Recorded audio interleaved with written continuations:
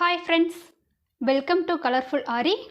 நம்ம ஃபர்ஸ்ட் வீடியோவில் என்ன பார்த்தோம்னா ஆரி ஸ்டாண்டை எப்படி ஃபிக்ஸ் பண்ணுறது, ஆரி ஃப்ரேமில் கிளாத்தை எப்படி ஃபிக்ஸ் பண்ணுறது அப்படிங்கிறத பார்த்தோம். இந்த கிளாஸில் ஆரி ஒர்க் எந்த கிளாத்தில் போட போகிறோம், எந்த மாதிரி நீடில் யூஸ் பண்ண போகிறோம் அப்படிங்கிறத பார்க்க போகிறோம். ஃபஸ்ட்டு கிளாத்தை பார்க்கலாம். நான் யூஸ் பண்ணுற கிளாத் பார்த்திங்கன்னா பாப்ளின் கிளாத். பிகினர்ஸாக இருக்கிறவங்களுக்கு பாப்ளின் கிளாத் தான் ரொம்ப பெஸ்ட்டாக இருக்கும். மோஸ்ட்லி ஆரி ஒர்க் பார்த்திங்கன்னா சில்க் காட்டன் மெட்டீரியல் தான் ஒர்க் பண்ணி போடுவாங்க. பட் பிகினர்ஸாக இருக்கிறவங்களுக்கு அது ரொம்ப கஷ்டமாக இருக்கிற மாதிரி இருக்கும்.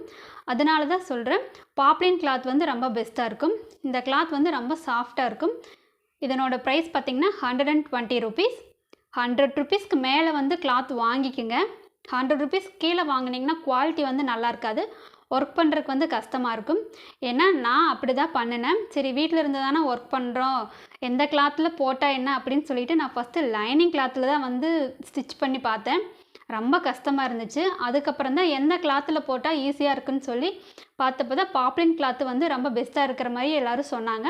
ஸோ அப்போ தான் நான் இந்த கிளாத்தை ட்ரை பண்ணேன். ரொம்ப ஈஸியாக இருந்துச்சு. பிகினர்ஸாக இருக்கிற நம்மளுக்கு இதுதான் ரொம்ப கரெக்டாக இருக்கும்.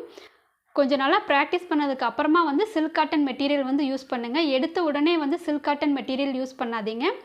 பாப்ளின் கிளாத் தான் கரெக்டாக இருக்கும். இது ஏன் அப்படி சொல்கிறேன்னு பார்த்தீங்கன்னா, இந்த மாதிரி கீழே நீடில் பஞ்ச் பண்ணி எடுக்கல ரொம்ப சாஃப்டாக நீடில் தனியாக வந்துடும். இதே சில்க் காட்டன் மெட்டீரியலெல்லாம் யூஸ் பண்ணிங்கன்னா கீழே பஞ்ச் பண்ணி இப்படி எடுக்கல அந்த கிளாத்தோட த்ரெட்டும் நீடில் சேர்ந்து வர மாதிரி இருக்கும். பிகினர்ஸ்க்கு, ப்ராக்டிஸ் ஆனவங்களுக்கும் ஒன்றும் பிரச்சனை இருக்காது. பிகினர்ஸ்க்கு ரொம்ப கஷ்டமாக இருக்கும். அதனால தான் சொல்கிறேன், இந்த கிளாத் ரொம்ப பெஸ்ட்டாக இருக்குன்னு. ஸோ பிகினர்ஸாக இப்போ தான் பழகிறோம் அப்படிங்கிறவங்க பாப்ளின் கிளாத் வாங்கிக்கோங்க. அதுதான் கஷ்டமாக இருக்கும். கொஞ்சம் எங்களுக்கு ஓரளவுக்கு தெரியும் அப்படிங்கிறவங்களுக்கு நோ ப்ராப்ளம். பட் எதுவுமே தெரியல, இப்போ தான் புதுசாக நாங்கள் ஸ்டார்ட் பண்ணுறோம் அப்படிங்கிறவங்க பாப்ளின் கிளாத் வாங்கிக்கோங்க. உங்களுக்கு இதுதான் ரொம்ப பெஸ்ட்டாக இருக்கும்.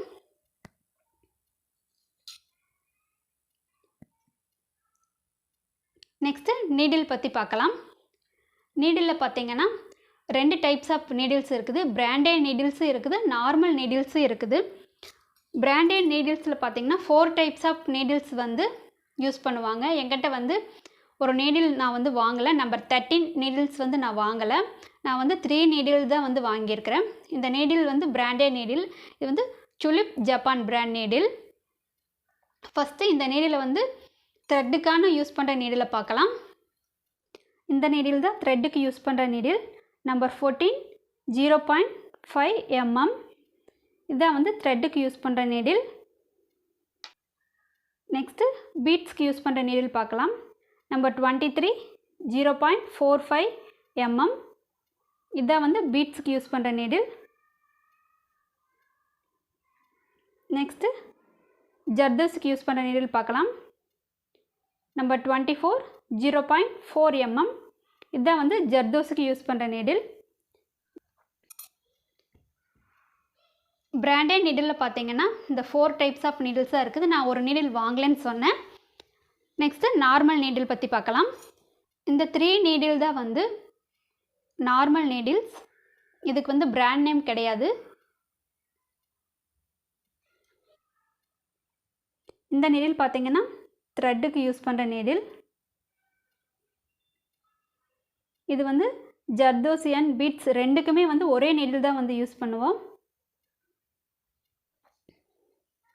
இந்த நீடில் பார்த்திங்கன்னா உட்டன் ஃப்ரேமில் இருக்கிற நீடில். இது பார்த்திங்கன்னா இப்படி கொஞ்சம் நல்லா பெண்ட் ஆகிற மாதிரி இருக்கும். ஸோ நான் இந்த நீடில் நான் யூஸ் பண்ணவே மாட்டேன்.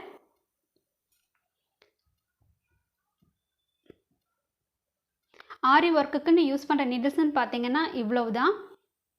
இதில் பார்த்தீங்கன்னா இந்த 6 நீடில்ஸுமே யூஸ் பண்ணுறோமா அப்படின்னு கேட்டால் இல்லை. நான் இதில் 3 நீடில் மட்டும்தான் யூஸ் பண்ணுவேன். நான் என்ன நீடில் யூஸ் பண்ணுறேன்னு காமிக்கிறேன். நான் இந்த 3 நீடில் மட்டும்தான் நான் யூஸ் பண்ணுவேன். இது ரெண்டும் த்ரெட்டுக்காக யூஸ் பண்ணுற நீடில். துலிப் நீடில் ஒன்று, நார்மல் நீடில் ஒன்று. இது பார்த்திங்கன்னா ஜர்தோசி அண்ட் பீட்ஸ் ரெண்டுமே ஒரே நீடில் யூஸ் பண்ணலாம். அதனால தான் நான் இந்த நீடில் யூஸ் பண்ணிக்கிறேன்.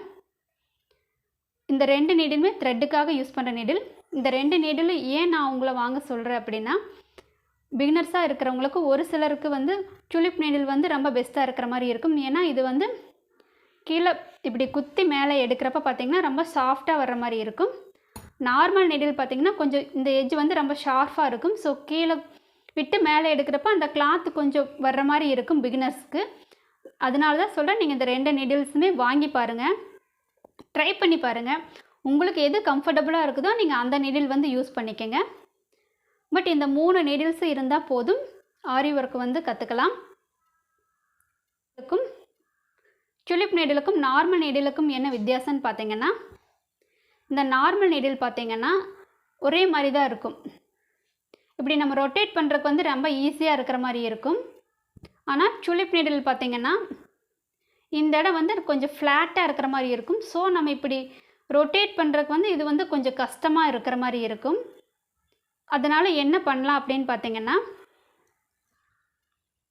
இந்த மாதிரி நீடில் ஃபுல்லாக வந்து த்ரெட்டு சுற்றி வச்சு யூஸ் பண்ணுங்கள்.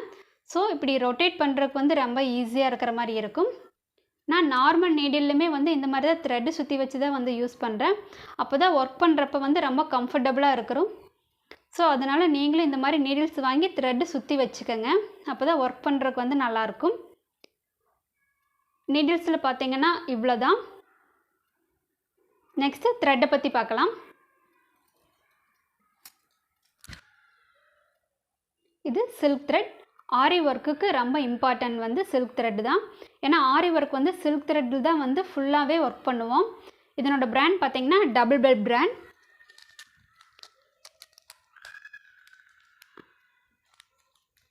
நான் யூஸ் பண்ணுறது டபுள் பெல் பிராண்ட் தான் யூஸ் பண்ணுறேன். நீங்கள் இருக்கிற ஏரியாவில் இந்த பிராண்ட் கிடைக்கல அப்படின்னா MTW அப்படின்னு சொல்லிட்டு இன்னொரு பிராண்ட் கூட இருக்குது, அதுவும் நல்லாயிருக்கும், அதுவும் ட்ரை பண்ணுங்கள். நீங்கள் எந்த த்ரெட்டு வாங்கினாலும் சரி ஒரே கலரில் 2 த்ரெட்டு வாங்கிக்கோங்க. ஏன்னா இது வந்து டபுள் ஸ்ட்ராண்ட் எடுத்து தான் வந்து நம்ம ஒர்க் பண்ண போகிறோம். அதனால் எந்த கலர் வாங்கினாலும் சரி 2 த்ரெட்டு வாங்கிக்கோங்க.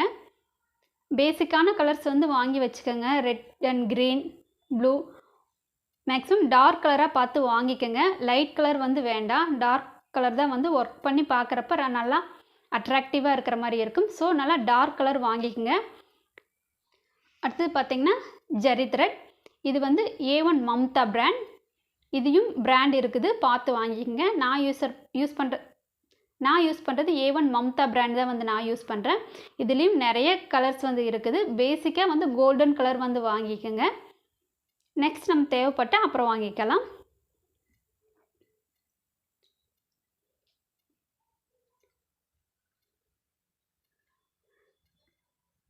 நெக்ஸ்ட் பார்த்தீங்கன்னா class marking pencil, Apsara class marking white. நான் வந்து ஒயிட் கலர் வாங்கியிருக்கிறேன்னா என்னோடய கிளாத் வந்து பிளாக் கலர். ஸோ நான் ஒயிட் கலர் வாங்கியிருக்கிறேன். நீங்கள் கிளாத் ஒயிட் கலர் வாங்குறீங்கன்னா வேறு கலர் வந்து பென்சில் வாங்கிக்கோங்க. ஒரே மாதிரி வாங்கினீங்கன்னா நம்ம ட்ராயிங் பண்ணால் அதில் தெரியாது. அதனால் கலர்ஸ் வந்து வேறு வாங்கிக்கோங்க.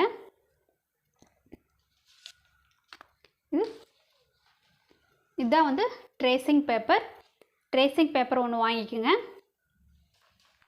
நெக்ஸ்ட்டு கார்பன் பேப்பர்லேயும் கலர்ஸ் வந்து இருக்குது. பிளாக், ப்ளூ, ஒயிட் இருக்குது. நான் வந்து ஒயிட் வாங்கியிருக்கிறேன், ஏன்னா கிளாத் வந்து பிளாக்காக இருக்குது. ஸோ அதனால் ஆப்போசிட்டாக ஒயிட் வாங்கியிருக்கிறேன். நீங்கள் ஒயிட் கலர் கிளாத் வாங்கினீங்கன்னா பிளாக் ஆர் ப்ளூ கார்பன் வாங்கிக்கோங்க.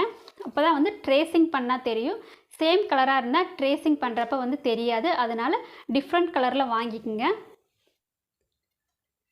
பேசிக்கான இந்த திங்ஸ் இருந்தாவே போதும், ஆரி ஒர்க் வந்து ரொம்ப ஈஸியாக கற்றுக்கலாம்.